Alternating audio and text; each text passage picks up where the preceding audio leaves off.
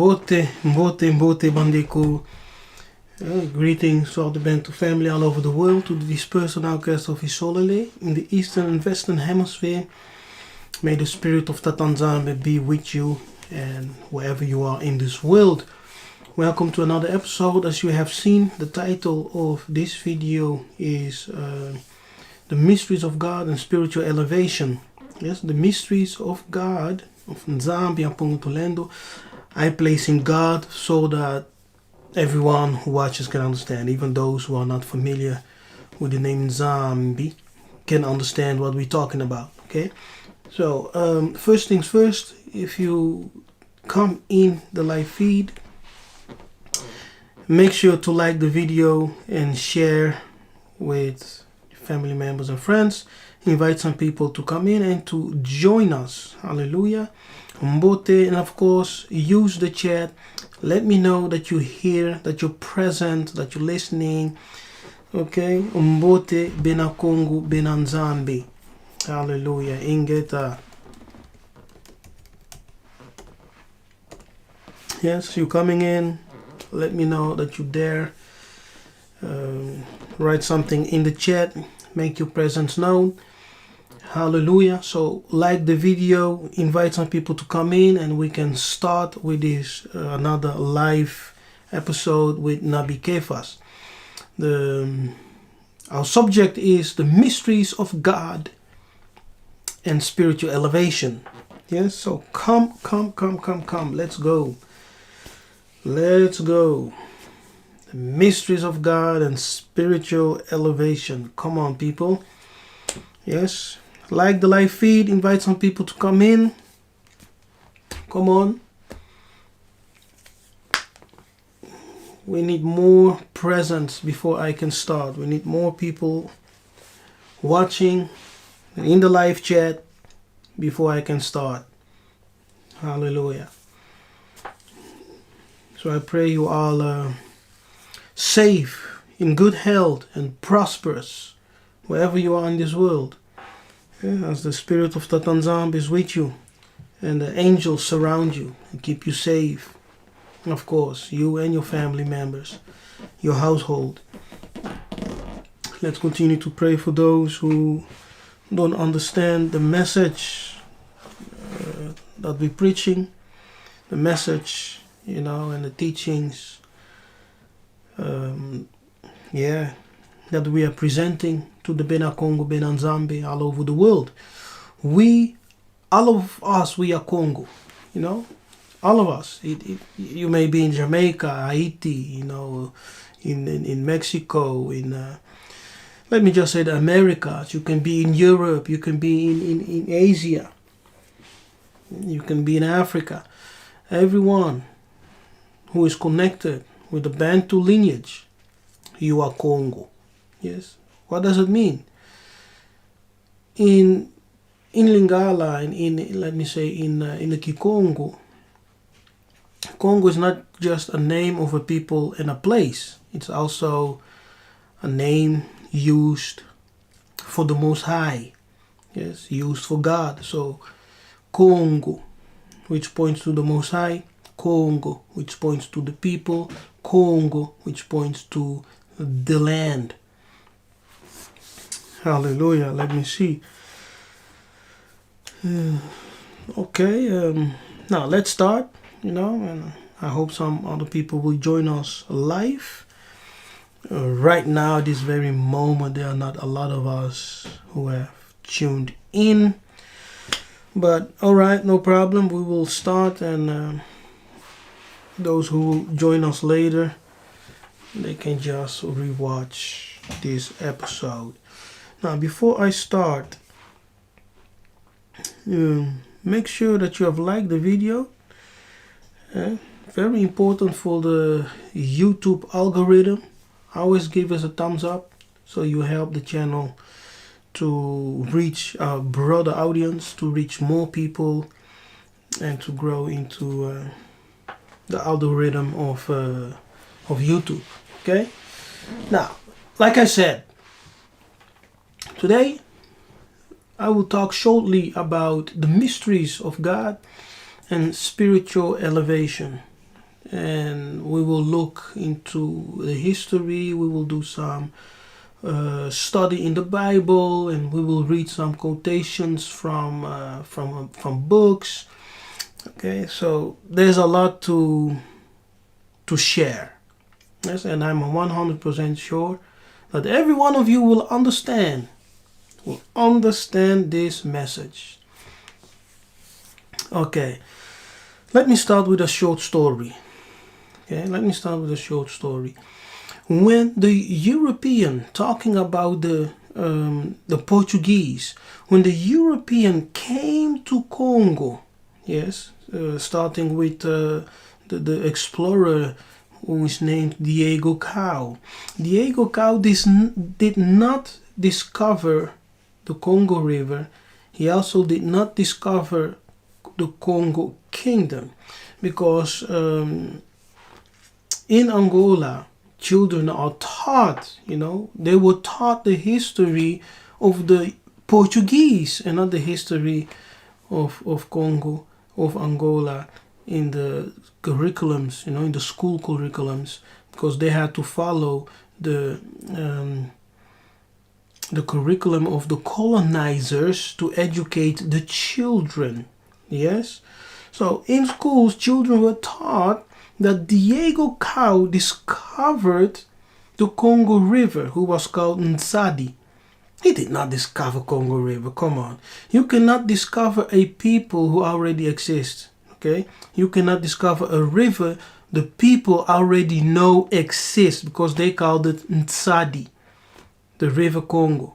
Ntsadi, the river which now, yes, the Congo River. Yeah? But anyway, when they came to the Congo, they found a kingdom well structured. The kingdom of Congo was highly developed. Yes, we had schools. We had, kings and priests and noblemen. We had all kinds of professional schools. We also had the mystery schools. Yes, we also had mystery schools where people were taught the mysteries of the cosmos, the mysteries of the universe, the mysteries of humankind, the mysteries of nature, etc. So you had the divine mysteries and the human mysteries. Okay, you had the divine mysteries and the human mysteries. All of this were taught in the Congo Initiatory Mystery Schools. Basically, we had three schools. We had the Kimpasi, Kikimba, and the Lemba school. Yes, so the Kimpasi school was a school that dealt with divinity. Yeah, the school that dealt with, the divine mysteries. Lemba dealt with the human mysteries, and Kikimba dealt with the martial mystery. Yes, the martial mystery, what you see among the Japanese, and then with the Kung Fu and the Chinese, all kinds of that. The martial art came from Africa. Yes, its foundation is in Africa, not in China, not in Japan. The foundation of martial arts is found in Egypt, in Africa. All right, and amongst the Bantu. So we had those fundamental three schools: the Kimba, the Kimpasi, and the Lemba school. Very interesting to know, because I realized that many people in the world, and even on the continent, even those who call themselves Congolese and Angolans, are ignorant about the history, of their own country and of their own people. They are ignorant of the greatness of their own people, of their own forefathers. Now, the European, as they came, they witnessed all this greatness, right? They witnessed the greatness of Congo, the splendor.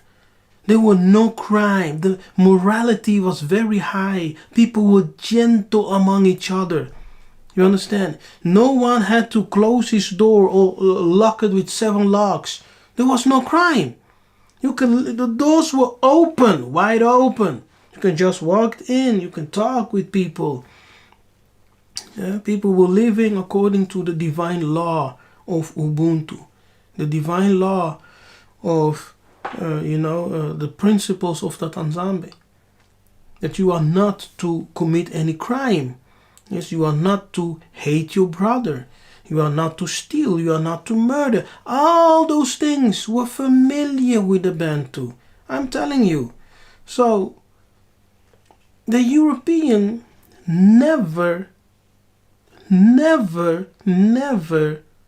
came to teach the Negro Bantus the knowledge of God, the knowledge of Nzambi and Pongutulendo. They never came to teach the knowledge of the Supreme One, the knowledge of the angels, the knowledge of the Creator of the universe. Jamais, never, nunca. Yes? But what happened? When you read the letter of King Leopold II, the letter that he wrote in 1885 to his missionaries, he told them, "Dear compatriots, do not think for a moment that you are going to the Congos to teach the niggers how to know God, because they know God already. But you are going there to mislead them, to deceive them." Yeah? By doing so, you must stress portions of scriptures that says, "Blessed are the poor of heart, because they will see God. Blessed are those who are poor. Blessed, don't love. Blessed are those who accumulate the riches in heaven, because they will have their reward in heaven. There you will walk on the streets of gold." Things like that. To take the mind of the Negroes away from accumulating wealth, so that we don't have any competition with them. These are exact his words. Okay, so that we don't have any competitions with the Negroes, because they will destroy us. They will destroy us. The words of King Leopold II of Belgium. He did not want the Negro Africans to be in competition. So he said, we have to destroy them spiritually, take their minds away from earthly riches to focus on riches of heaven. And that's exactly what we do, right? Till today. How many Africans today are praying for heaven? Oh, I want to go to heaven. I will walk on the streets of gold. In heaven I will be rich. In heaven I will have mansions and things like that. But you don't realize that everything, all those things was given to you through the covenant of our fathers to possess and to enjoy in this life. Okay? In this life, to enjoy it. That's the reason for the covenant. He said,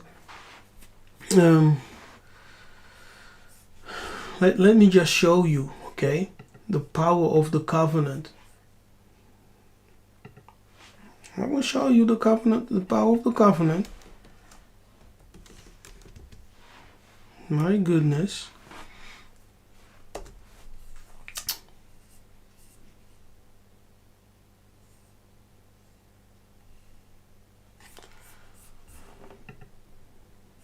Alright, now this is book of Deuteronomy, right? The book of Deuteronomy. And we are reading verse 17 and 18. Now this is the power of the covenant. Listen up. He says the following. "And thou shalt say in thy heart, my power and the might of my hand hath gotten me this wealth. But thou shalt remember." See this? "Thou shalt remember the Lord thy God, the Lord thy God, for it is he that does what? Giveth thee power to do what? To get wealth." Yes. It is he that giveth thee the power to get wealth. Wealth. To get what? Wealth. That he may establish his covenant, which he swore unto thy fathers. Yeah, fathers there also means ancestors. You understand? So part of the covenant is for you to possess the power. You see? So being wealthy has to do with you possessing the power to get wealth. Without spiritual power, no one can get wealth, because you have that has to come from the spirit world. And that's why people sell the soul to the devil. You understand? And that's why people sell their soul to the devil to get wealth. That's why people are involved in all kinds of demonic, diabolic ceremonies, drinking blood, eating human flesh. For what purpose? To get wealth. Because getting wealth, there has to be a spirit. Yeah, there had to be a power in the spirit world that enables you to get wealth. According to scripture. Because he is the one who giveth you power. Power. Now that power, let me just stick to that. Do you remember when in the book of Matthew 4, when Satan came, before Jesus to tempt him, and he said, bow before me, and I will give you all the wealth of this world, all the glory and the wealth and beautiful woman and the gold, everything you desire. Many people are selling their souls to the devil for that exact desire. Yes, to be wealthy, to be famous, to be rich. They're selling their souls. But for us, we just need to follow the covenant of the Most High. And when we follow the covenant of the Most High, he will give us the power, yes, the skills, the wisdom, the insight, whatever we need to accumulate wealth. And it is written in scripture, a good father leaves an inheritance for his children. Now what are we leaving? What kind of inheritance are we leaving behind for our children? See, many of our ancestors said to their children, I have nothing to give you as an inheritance. I have nothing to leave for you behind than faith and the Bible. And they left you faith and Bible. But you had to suffer, right? You had to work hard to provide for your family. You understand? So it seems like our inheritance was always our fathers giving us nothing else than faith and the Bible. It has to change. It has to change with this generation. It has to change with this generation. If you agree, write something in the chat.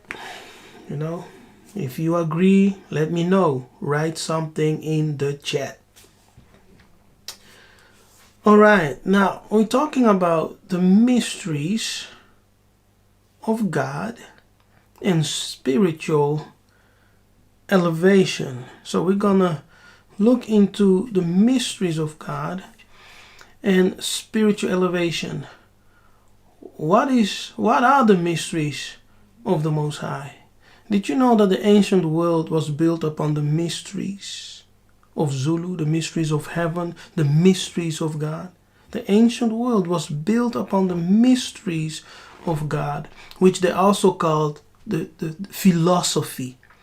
Yes, which they called it philosophy. But philosophy are basically the mysteries of God. It's not just, a way of thought. No. Philosophy, the ancient world understood philosophy as being part of the mysteries of Zulu, the mysteries of God.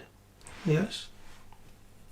Now, when we take the word in its original Grecian meaning, mystery stems from the word mysterion. Yes, it stems from the word mysterion, which is a set of secret teachings. Yes, which is a set of secret teachings leading to the opening of the eye. Yes, opening of the eye. And the opening of the eye alludes to spiritual elevation. Do you hear me? And so the opening of the eye. Let me repeat what I said. The ancient world. Listen, you all have to. I pray you are listening. Yes, the ancient world based spiritual elevations on the divine mysteries. And those mysteries were also called the philosophies. Yes, the philosophies. And we will get to that. And the Greek word for mystery is mysterion, because the word mystery stems from the Greek mysterion. It's a set of teachings leading, or let me say secret teachings, right? Because mysterion also alludes to something that is hidden or a secret. Yeah, so it's a set of secret teachings leading to the opening of the eyes, to say illumination of the senses, aka spiritual elevation. Yes, the opening of the eye, that's to say the illumination of the senses, aka spiritual elevation. Now this implies that we conclude the denotation of something that is beyond the knowing. Yes, beyond what we experience in the physical realm. So we are talking about the metaphysical reality, or the metaphysical realm. Meta is beyond physical. Yes, meta is a Greek word which means beyond. So the metaphysical realm, the metaphysical world, that's what we're talking about. Because when your eye is open, yes, when you receive the illumination of the senses, by which you are spiritually elevated and your eye is open, now you can step, yes, through prayers, through your meditation. You can now actually step into that metaphysical world and go and visit other realms. Yes, in the beyond, other realms, and have divine experiences where you can converse with divine beings, with angels. Yes, where you can find yourself amongst the brotherhood of the Maleki. Yes, the brotherhood of the Maleki. My goodness. Where you can even be visited. So when you are spiritually elevated, when your spiritual eye is open, that phenomenon, that spiritual illumination of the senses will even work when you sleep. Because your body may be sleeping, but your spirit is awake. Yes. Your body may be sleeping, but your spirit is still awake. So your spirit can travel. Yes. That's what the ancient called the freedom of the soul over the body. So your spirit can travel. No, it's not witchcraft. No. People will say, oh, you're talking about, astral projection. But who told you that astral projection is only demonic? There are two ways in which you can access the spiritual realm. Yes? There are two ways in which you can access the spiritual realm. By the legal means and by the illegal means. Yes? Through the sanctification of thought and spiritual elevation, I can legally access all those portals and travel spiritually. The shortcut is to use witchcraft. Because spiritual elevation takes discipline, right? You have to cleanse your heart, cleanse your mind, purify your thoughts, having a prayer life of meditation. So it takes discipline. The shortcut is to use witchcraft. See? And that's what most people do. They use witchcraft. But by using witchcraft, you are polluting and harming your own soul. You are polluting and harming your own soul. And when you use witchcraft, someone suffers for it. Yes, someone suffers for it, because you always have to do negative things, hurt people, things like that. So someone will suffer just because of you doing all those things that you're doing. So we can access the spiritual world by legal means and by illegal means. You understand? The legal way is through the sanctification of thought, the purification of your heart, through prayer, fasting, and meditation. Yes? And being surrounded by the clouds of witnesses. Having a good relations with Tatanzambe and Pungutulendo and the angels. Yes? And the angels. Now, by now, you know who the angels are, right? The angels are not just, those spiritual beings in heaven, the spiritual being in Zulu. Amongst the angels, we also have a group of illuminated ancestors, which in the book they are called saints. Do you understand? So in the book they are called saints. So amongst the angels, we have, of course, the high spirits, and we have also a group of illuminated ancestors, those who lived a righteous life. Yes, these are righteous men, just men who are made perfect.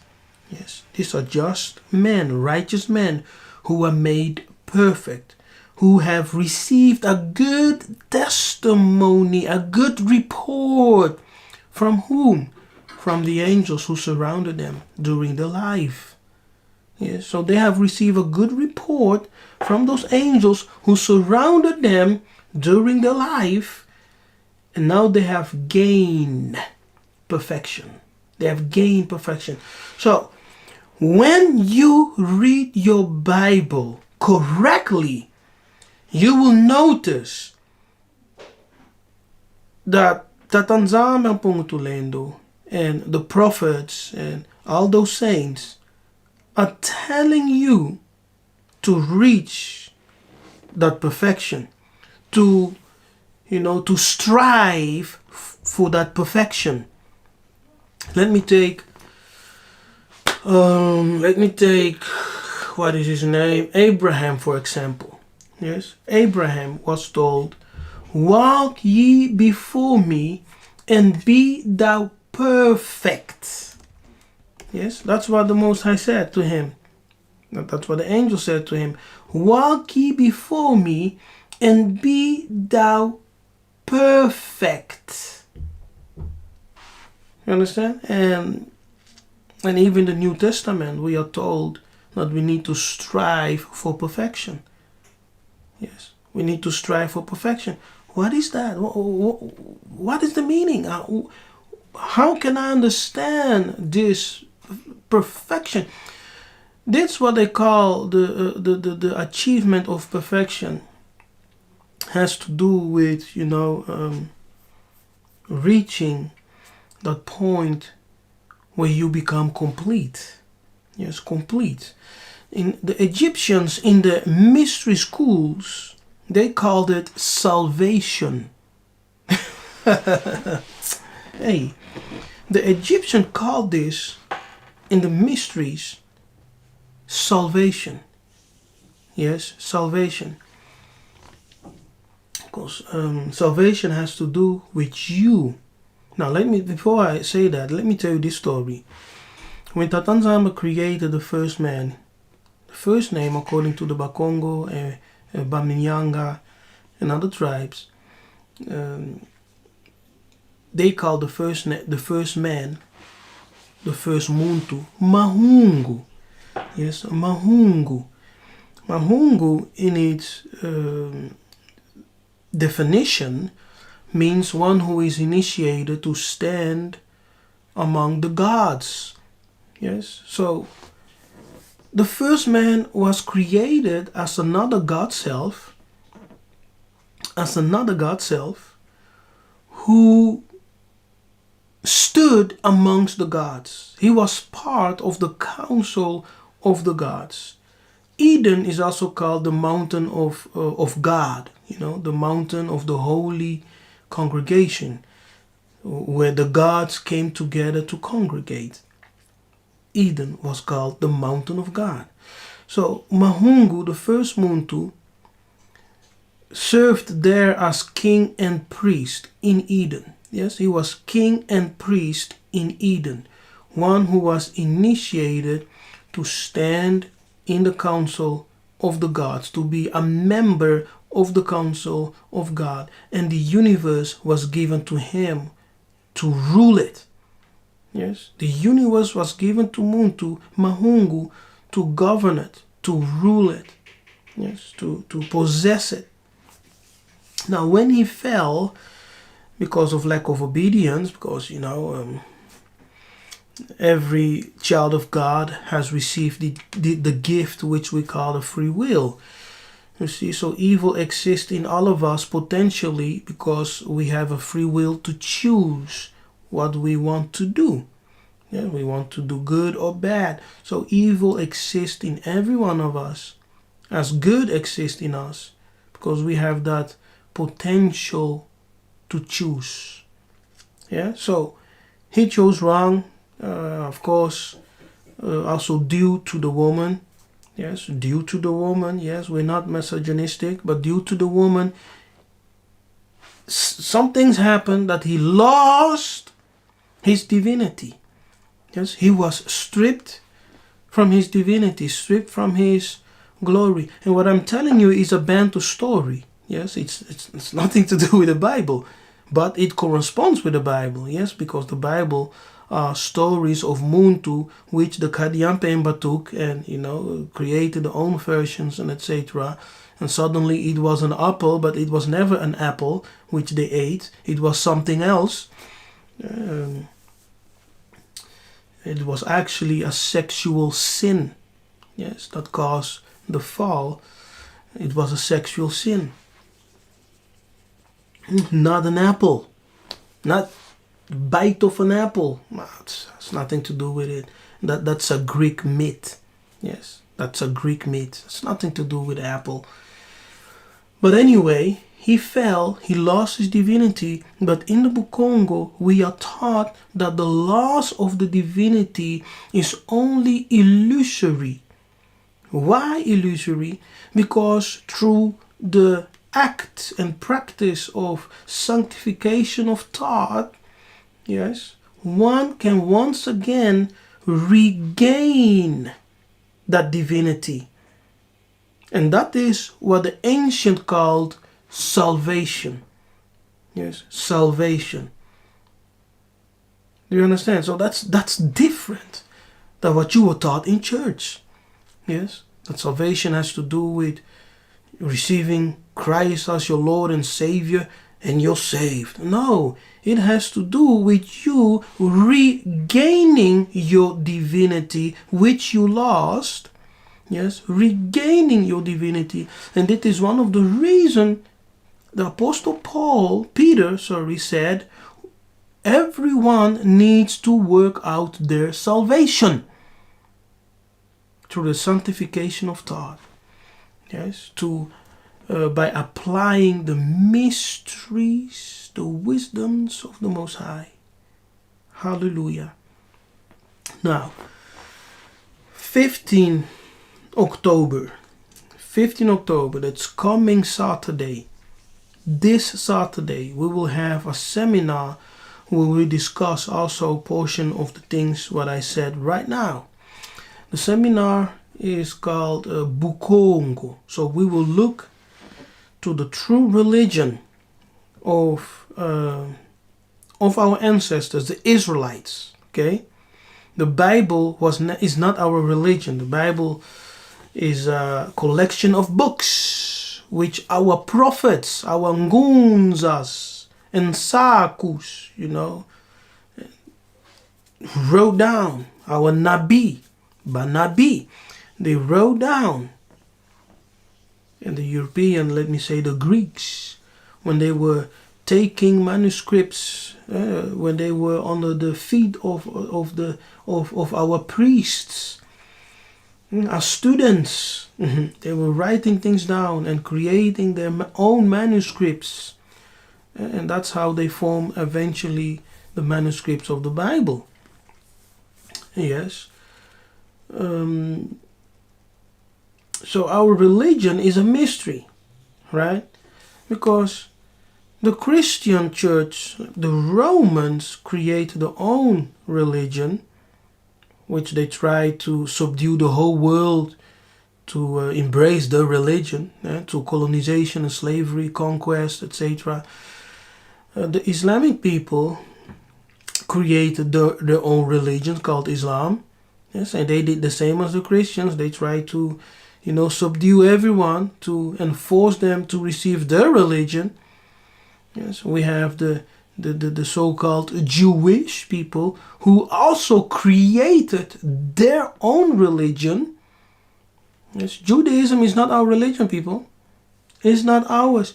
They created their own thing. Yes.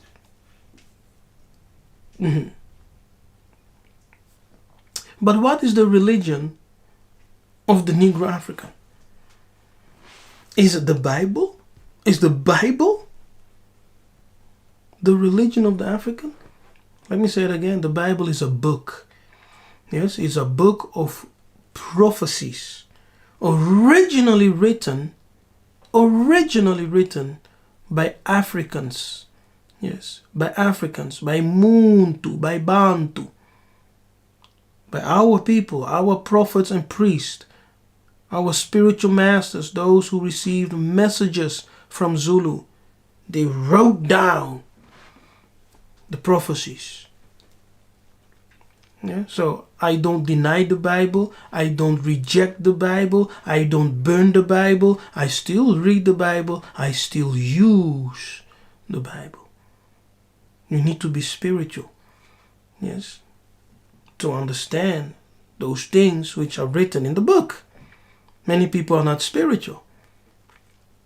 But you need to be spiritual to understand the things which are written in that book. Like one of the greatest prophets of Congo said, Kimbangu, he said, continue to read the Bible. Don't throw it away. Don't burn it. Continue to read the Bible. Why? Because by doing so, you will identify who you are, and you will also catch the thief through the object which he stole.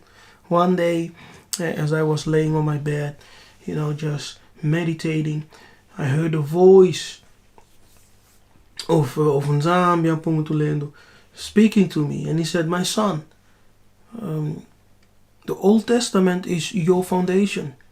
Yes, you will find yourself and your ancestors in the Old Testament. I said, wow, okay, ooh. And I kept that. I hold fast to that because it provides me an anchor. It's like an anchor for me, that I know that whatever happens, the Old Testament is our foundation. By reading the Old Testament, we can identify who we are. By who we are, we will find ourselves and our ancestors in the Old Testament. Now, unfortunately, many pastors, those who are stuck in Christian, yeah, in Christian traditions, yes, in the Christian paradigm of things, and I'm talking about pastors, those who call themselves reverend, doctor, whatever, apostles, prophets, evangelists, elders, deacons.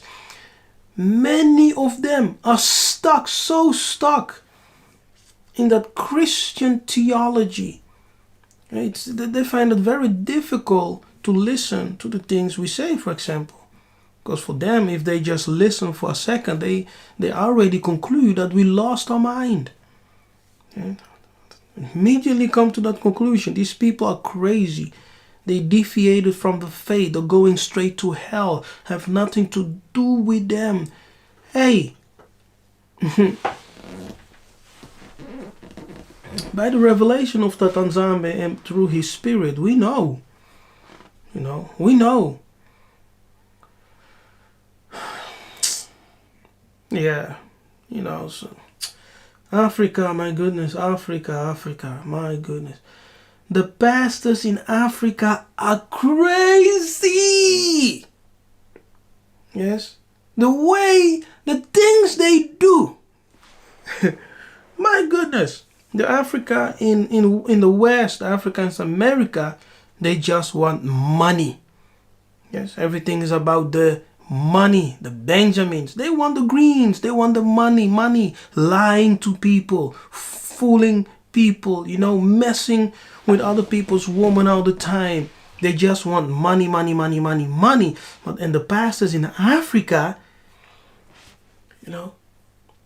every day they come up with a new trick to fool people in wonders and miracles and signs. Getting people to eat hair, to eat grass, to drink, poison, things like that. And man, my goodness. And that's Christianity, you see. So as long as the Negro African, the Muntu, Bantu, wherever you are in Africa, as long as we continue to follow this white Kadi Yampemba theology of the West, we cannot improve. Never. Because what people fail to understand is that Christianity promotes European power. It has always been like that. Christianity promotes and upholds European power, white power. You see? So how can you be a Christian and African? Because Christian equals Europe. Europe equals Christian. You cannot be Christian and African. And I hope pastors listening to me understand what I'm saying. Yes? Historians, when they were talking about Christians, they were alluding to the Europeans. When they were talking about the Europeans, they were alluding to Christians, because the Christians were the Europeans. The Europeans were the Christians. Where did Christianity start? They did not start with the Romans. Are those Romans not the fathers of the Europeans? You understand? And when you read the history of the popes from the 1400 in the papal edicts, they said, they commanded, yes, and they gave the Portuguese kings, the European kings, the authority and the blessing of Christ to go to the African nations and to enslave them. But if your eye is shut, right? The reason people cannot receive this revelation, because the eye is shut. Your eye is shut. You have no light. The only thing you see is white Jesus, white Jews, white angels, Even heaven is colonized by whites. So if you go to heaven, God is white, the angels are white, the seraphims are white, the cherubims are white, the 24 elders are white. They colonized even heaven. Where's the place for you, Muntu? Where's the place for you, Negro? You have no place. So what's the spirituality of the Negroes? The European created their religion. They created their spirituality. The Arabic people created their own spirituality, their own religion. But what is the religion? What is the spirituality of the Negro African, of the Bantu, of the true Israelite? Is the Bible our religion? No! The Bible is not our religion. Because some people say the Bible is our religion. The Bible is our religion. You know, we need the laws are our religion. The laws are not your religion. The law are just principles given to you, yes, to have a structure and how to govern yourself as a people, yes, and how to build your community with certain ethical laws of ethics, laws of purifications, you know.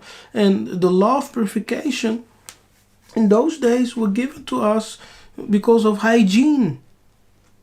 Yes, because of hygiene. People didn't know, right? So Tatanzame said, when you touch a dead body, wash your hands, because you have to wash those filthy bacteria away from you. That's hygiene. It's common sense. That's the laws of purification. The true law that matters are the spiritual law. You see, because most of the laws that we receive through Moses and through the Most High, most of the laws deals with the human mystery. You know, how we live and how we conduct ourselves here in the physical realm. And there is another level which deals with the divine mysteries. Yes, how to elevate yourself spiritually, how to gain your divinity, how to manifest the fullness of God. Yes, how to manifest the fullness of God. Those are things which were discussed in the mystery schools. Yes, what the Grecians also called the Egyptian philosophies. The Egyptian philosophy. Okay, I've talked too much. Let me show you something.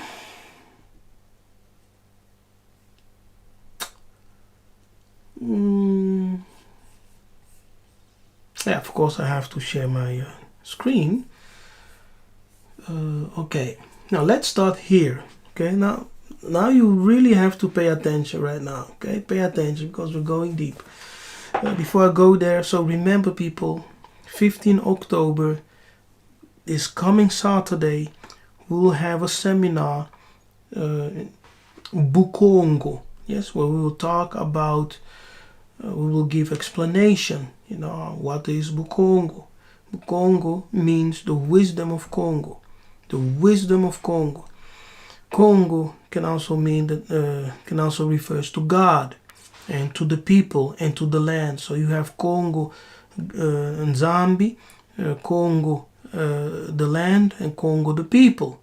If my people who are called by my name, Congo, yes, and the people who is called by his name, Congo, if they humble themselves and pray, I will heal their land, Congo.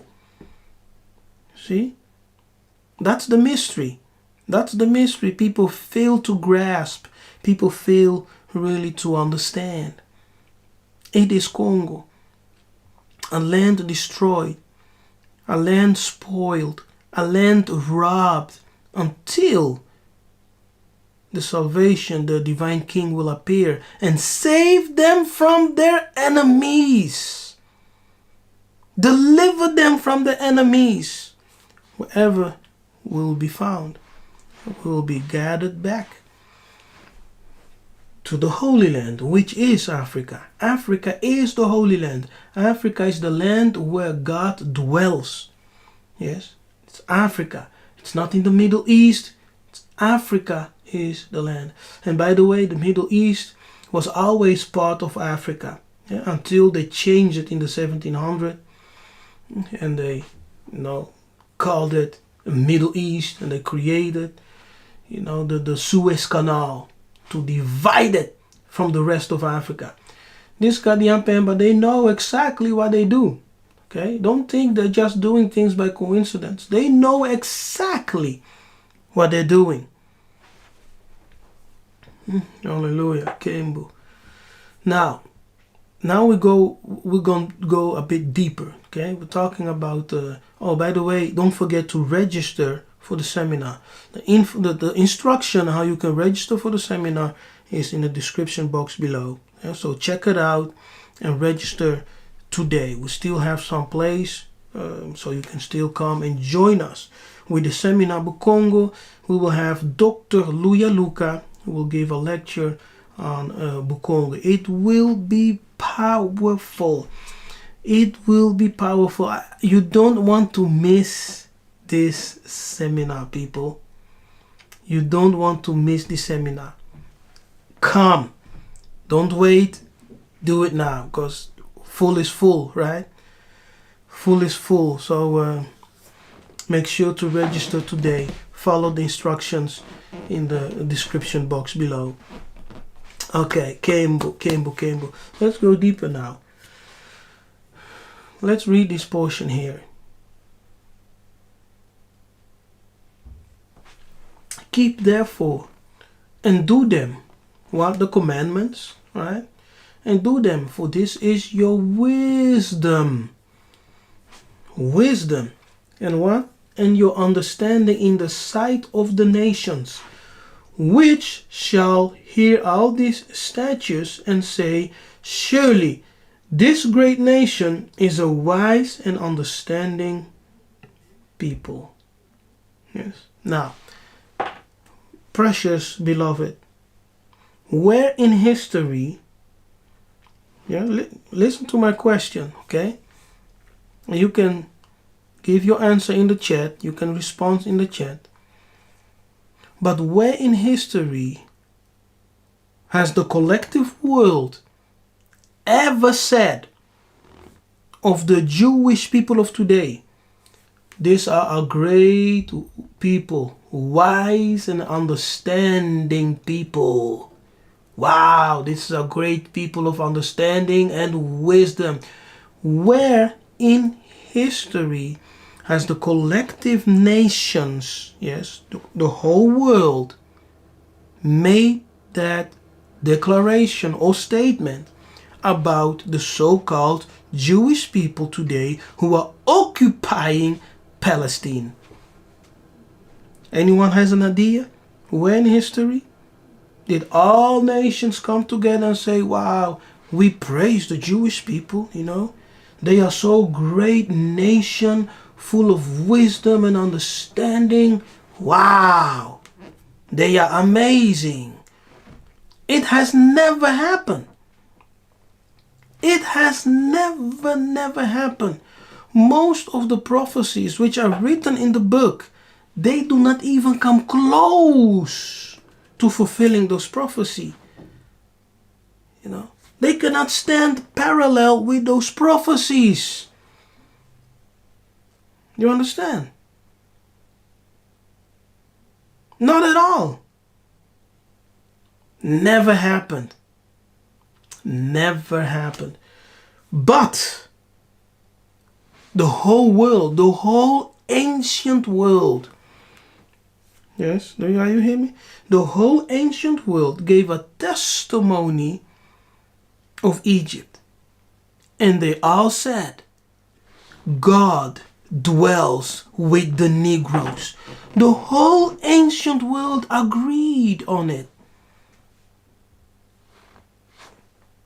God dwelled with the Negroes. Yes, and they called Africa a Kubelan. Yes, Al-Kubelan, which means the mother of all mankind, the Garden of Eden.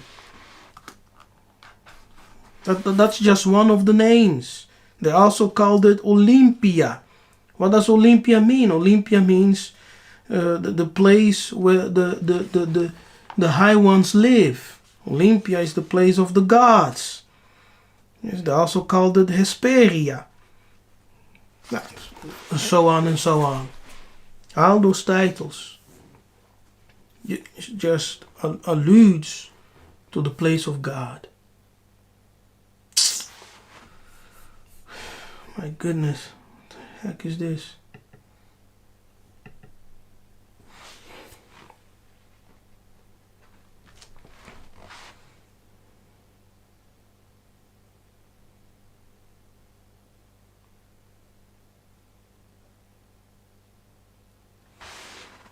Okay.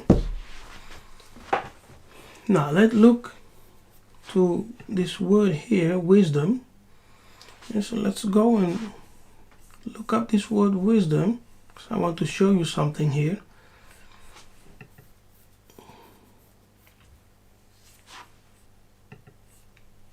Strong's H2451.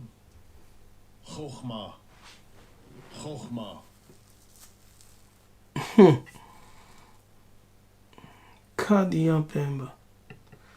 Now they say they pronounce it as Chokhmah.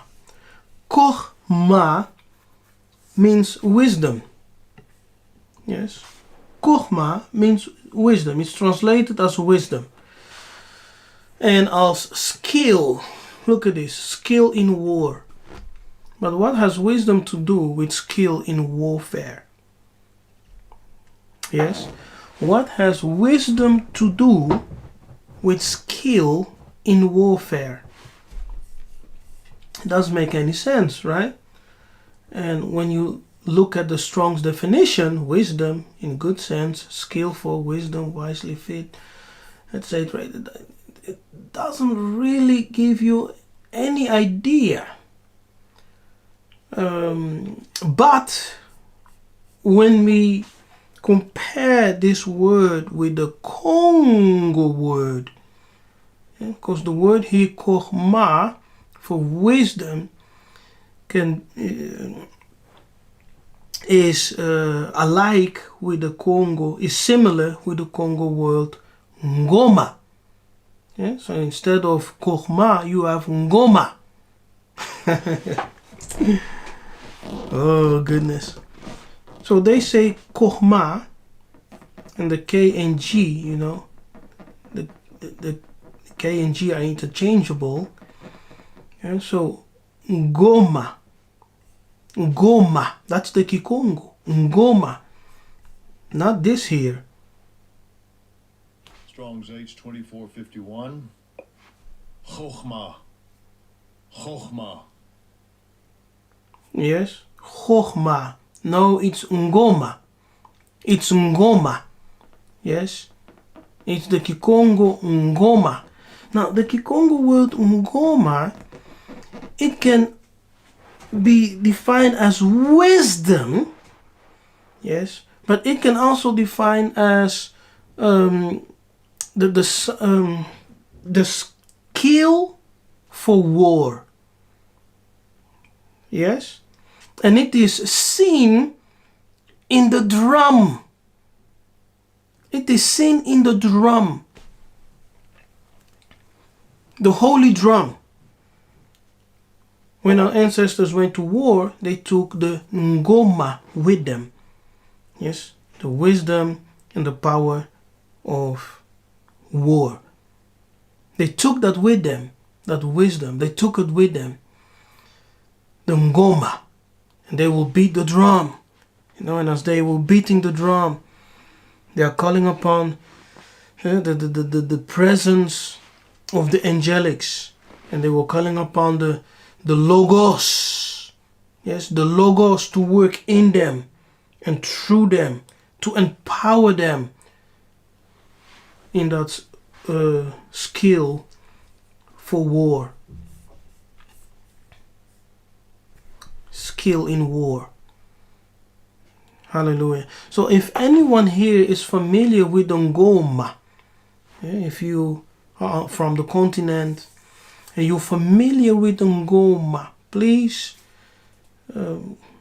let us know in the chat what the ngoma means in your Bantu dialect and understanding.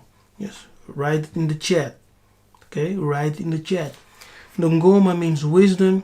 The ngoma refers to the drum, and the drum was played also during warfare. Yes, so that's what you read here, skill in war. So amazing, right? Amazing. It's powerful. Yeah, of course, wisdom in administration and etc. Wisdom, prudence in religious affair. Wisdom, ethical and religious. But this here is very interesting. Skill in war. My goodness. Okay, let's continue. Now we jump. We're talking about the mysteries of God and spiritual elevation. So I showed you the mystery here of Kochma, which is Ngoma. It's in the Congo, the Bantu word Ngoma, which is the mystery of warfare, the mystery of the drum. It's the mystery of the drum called Ngoma. Ngoma. Hallelujah. Yeah. So how you are doing, people? Okay, are you following along? Do you understand what we're talking about, right? So the Ngoma is known by all Bantus. Yes, all Bantus know the Ngoma. If you don't know, just ask someone from your Bantu tribe. They will know. Yeah, they will know. Now let me show you something here.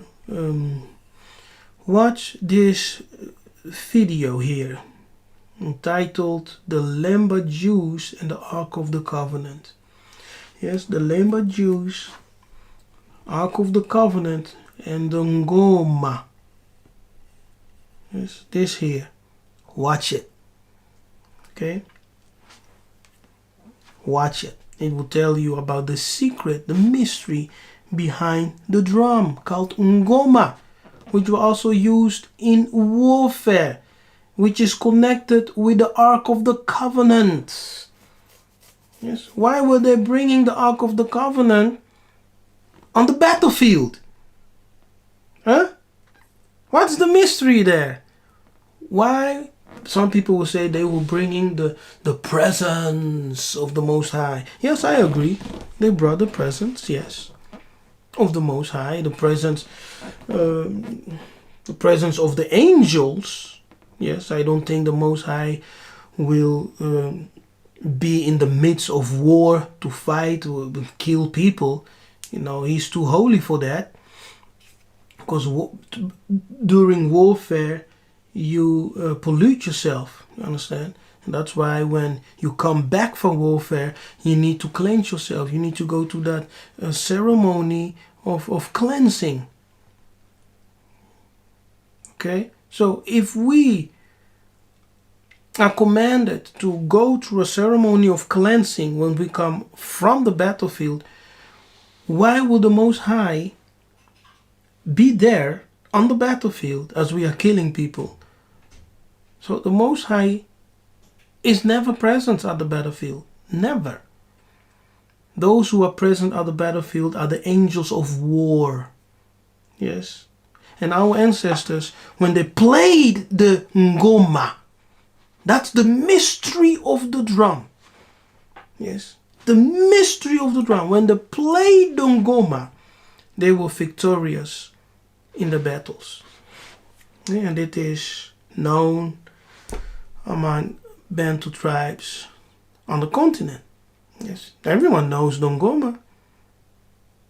From Congo, Zimbabwe, Uganda, South Africa, Everyone knows Dongoma. I'm not talking nonsense. It is known. Yeah? Those who may not know are people in the diaspora. Okay, now look at this. Now we jump. Yes, we go to Psalm 25. We read verse 14.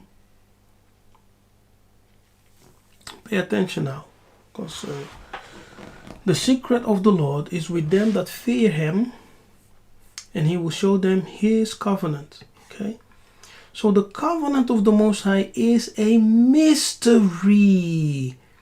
People think they know the covenant, people know because they read the Bible. No, it's the same thing when Paul says that the gospel is a mystery.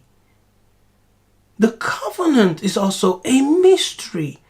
People don't know the covenant. You think that Jewish people possess the covenant? It is hidden. Yes, it is hidden. They don't know anything about the covenant. They just follow the rabbinic traditions, which is demonic. Yeah, they just follow the rabbinic traditions. They don't know the true covenant, because the true covenant is with the Muntu, and it is a secret. It is hidden. Yes, here the secret of the Lord, the secret of Tatanzambi is with them that fear him, and he will show them his covenant. So the covenant is a secret. It's a mystery. That's another word for secret. It's a mystery. And a mystery is something which is hidden. Yes, and which can only be revealed to you when you are invited, so to say, initiated in the circle of the gods. Yes, in the circle of the gods, where you have been elevated spiritually. Your eye is open spiritually, and you can see, you can understand. Yes, your senses illuminated. That's the only way you can understand the mysteries of Nzambi and Pomutulendo.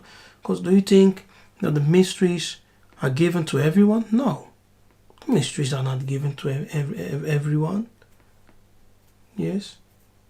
The mysteries, the secret of Yakongo, secret of the Lord, is with them that fear him. And he revealed to them. He will make unto them known his covenant. Yes, his covenant. The true covenant of the Most High is hidden. And that covenant is with the Muntu, not with the so-called Yiddish who are occupying Palestine. Yes, it's not with them. It's a secret. It is hidden. It's a mystery. When we look up this word, mystery, sod in the Hebrew, you see, the secret. When you look up this word, sod, secret, yes. Strong's H 5475. Sod. Look at the definition here. Outline of biblical use: council, assembly. Council, familiar conversation. Divan, circle, familiar friends. Assembly, company. Council, secret council. Yes, secret council. Familiar converse. Intimacy with God. Okay, let's continue. Company of persons in close deliberation, by implication, intimacy, consultation, secret assembly. Yes. A secret assembly. Yes, a secret assembly. Now this word secret points to a council. Yes, to a council. So when you are part of that council, you become a friend of Zulu. Yes, a friend of Zulu, one who is part of the secret council of God. The secret council of Nzambi Yampungu Tulendo, of Mulungu, of Ngai, of Nkulunkulu. Yes, Mawe Janangila. You take part of that secret council. And those who were invited to be council members, first of all, the priest, the prophets, and the king. Yes. And fourthly, all of his solele in a certain measure. Yes, in a certain measure. Because the Most High said that the secret things belongs to God. But those things which are revealed, you see, as the prophet are receiving the secrets, the kings and priests and the prophets, as they receive the secrets, because through their inauguration and initiation ceremony, they become members and part of the secret council of Zulu, of heaven. And they receive the secrets of that Nzambi, you see. And those secrets which are revealed belongs to Yisolele, belongs to you and your children, not to the other nations. That's why Yiseka'yah said, when he was speaking to the lost sheep of Israel, he said, it is given to you to know the mysteries of heaven. Yes, he never said other nations. He said, it's given to you to know the secrets, the mysteries of heaven. The secret things belongs to God, but those things which are revealed through the prophets, because they are members of the council, belongs to you and your children forever. That's why he said the secret things. Yes. The mysteries of the kingdom, the secrets of the kingdom is given to you. Hallelujah.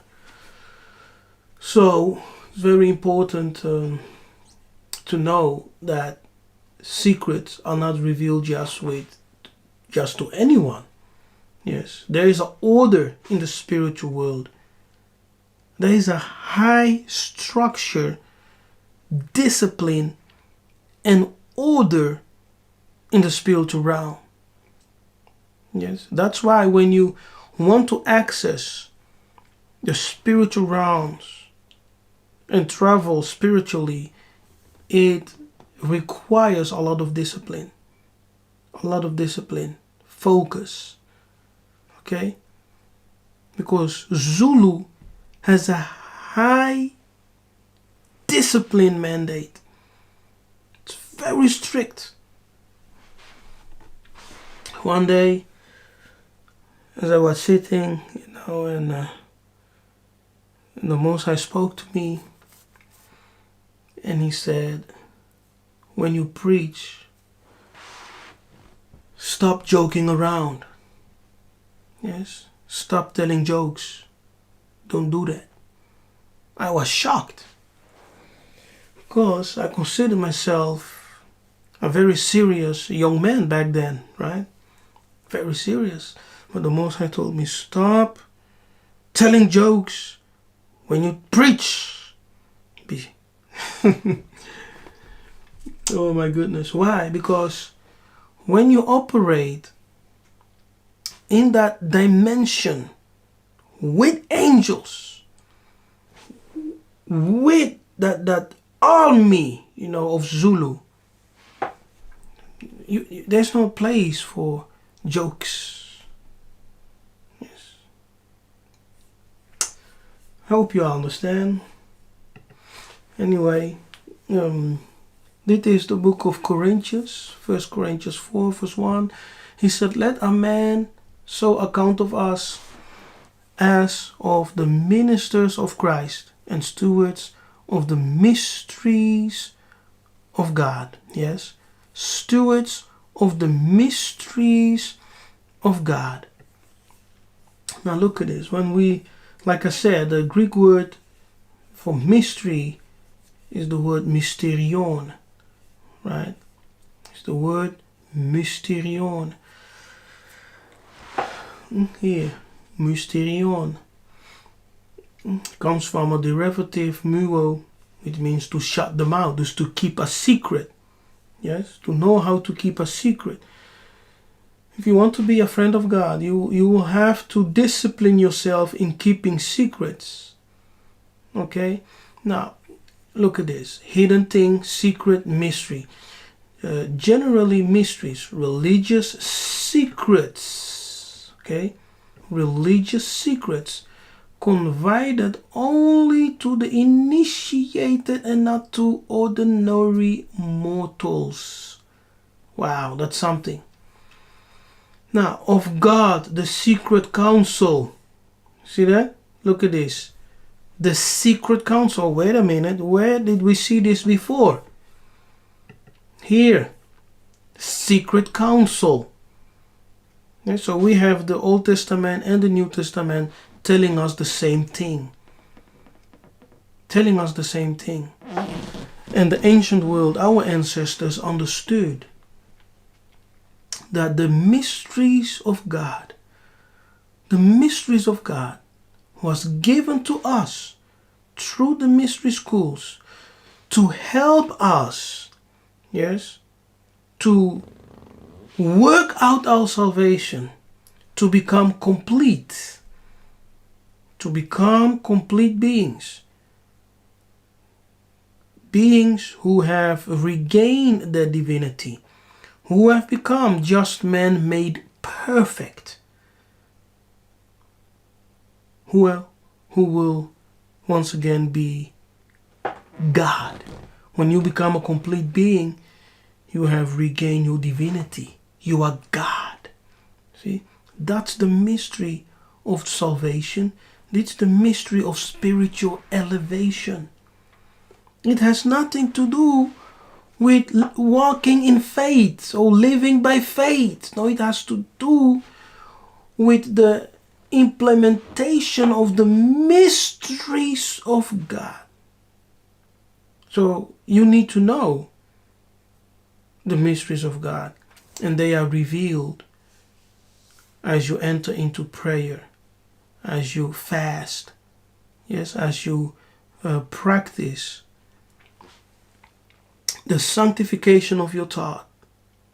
Yes, those are the ways. I cannot go any deeper. I cannot say, yeah, but those are the keys that I can give you. Yes, those are the keys that I can give you to use right now. That's what Apostle Paul calls working out your salvation. Apostle Peter, right? He calls it working out your salvation. See, you have to put work into it. All right. So we see here secret counsel, and here with the word mysterion, we also see the secret counsel. The secret counsel which governed God in dealing with the righteous. You see, he deals with the righteous in the secret counsel. How? Do you remember that Jesus said, when you pray, go into a secret place? Eh? Do you remember that? When Jesus referred to prayer, he said, go to the secret place.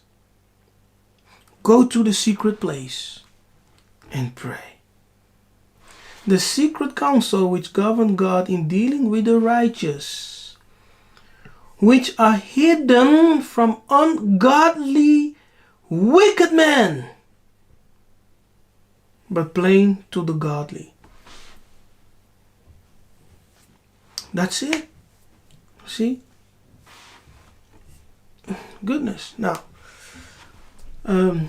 Sheikh Anta Diop said, the history of Black Africa will remain suspended in air and cannot be written correctly until African historians dare to connect it with the history of Egypt. So the history of Egypt is very important. Very important. Now look at this. Yes. Greek philosophy was the offspring of the Egyptian mystery system. It is crazy, right? Right. I think I forgot something before we go there. Yeah, now salvation dealt with the mysteries of God, and the mysteries of God were also called by the Greek philosophy. Yes, the philosophy of the Egyptian. So mystery and philosophy are actually the same, and it dealt with the salvation of man, regaining. Salvation is you regaining your divinity, you being restored. So salvation is restoration, is you regaining something that you had lost. Yes, that is how I define it. Okay.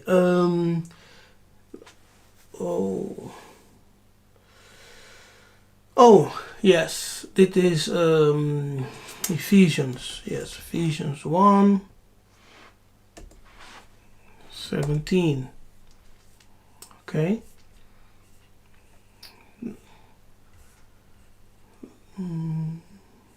Okay.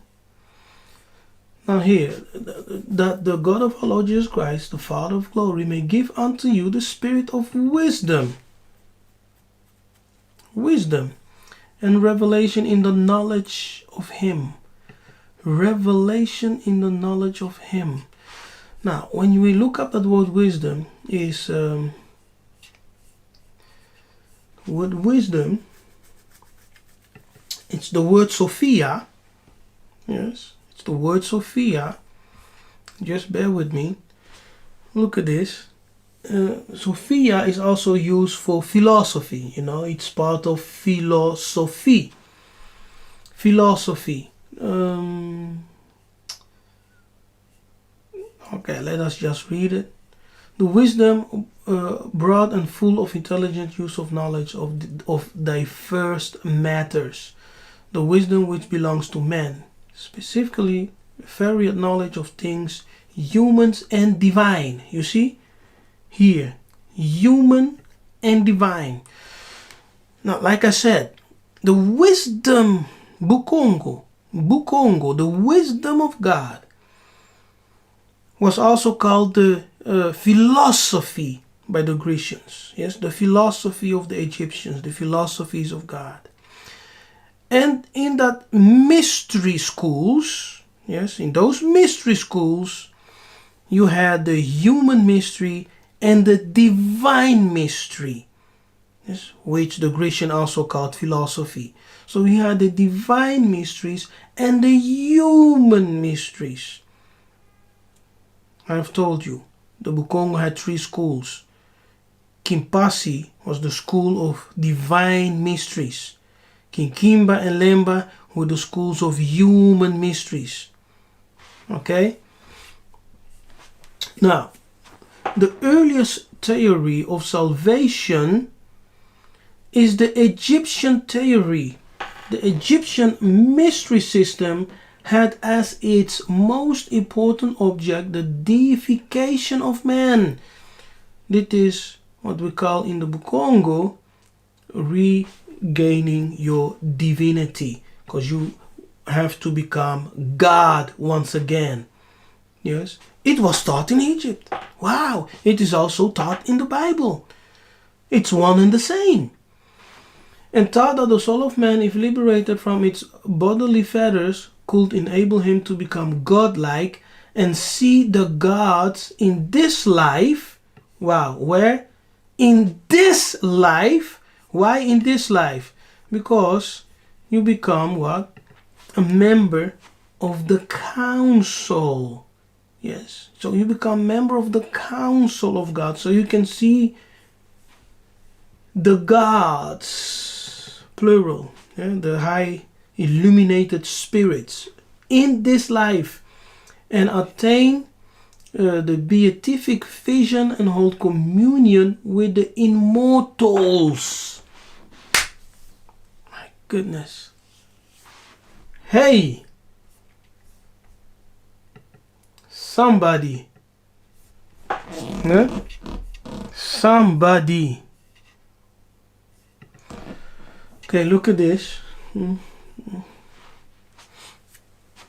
From the conquest of Egypt by Alexander the Great, the Greeks, who were always attracted by the mysterious worship of the Nile land, began to imitate the Egyptian religion in its entirety. Yes, wow. And during the Roman occupation, the Egyptian religion spread not only to Italy, but throughout the Roman Empire, including Brittany.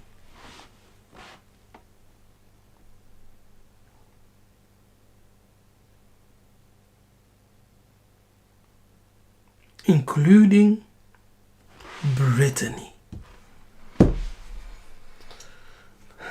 The assimilation of Egyptian religion was confined to the gods of, here.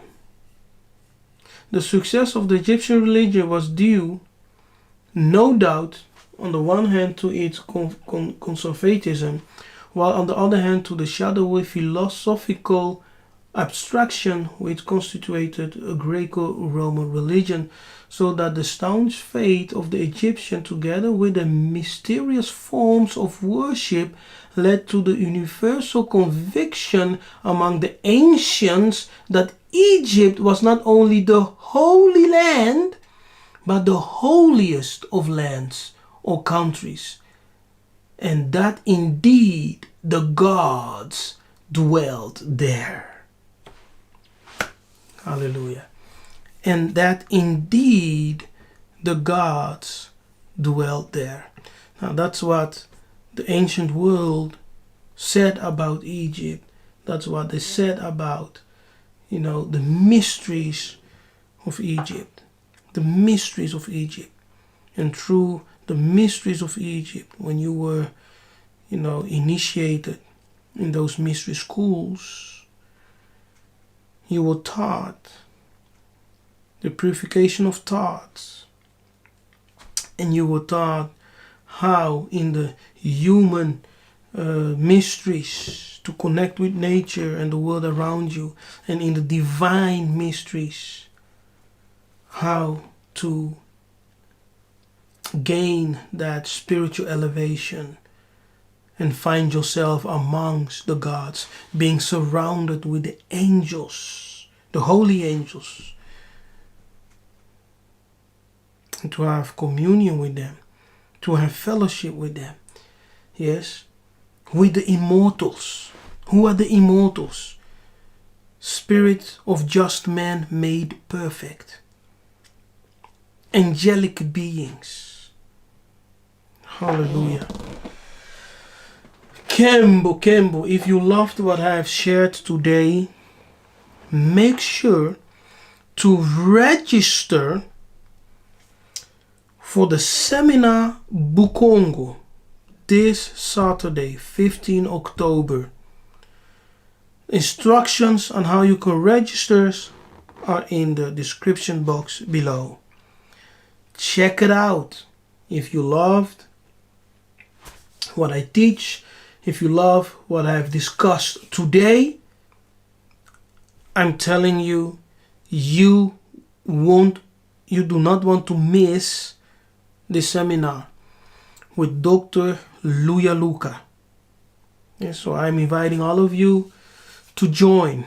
We still have room for a lot of people, so come in, register today, join us for this powerful seminar, and I'm 100% sure you will not only enjoy it, you will love it. Yes, we will also have some time for Q&A where you can ask questions, yes, to the doctor himself, Dr. Luyaluka, who is stationed in Kinshasa, yeah, Congo, Kinshasa. Yes. That's it.